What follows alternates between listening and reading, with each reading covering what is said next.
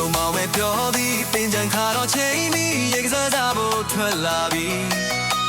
ဆိုပါစေဘာမထီးပနိုင်ပါတဲ့ခင်မတီးရေတွေဆိုကုန်ပြီဆုံးမောင်ပဲပြောသည်ပင်ချန်ခါတော့ချိန်မီရေကစားကြဖို့ထွက်လာပြီဆိုပါစေဘာမထီးပနိုင်ပါတဲ့ခင်မတီးရေတွေဆိုကုန်ပြီ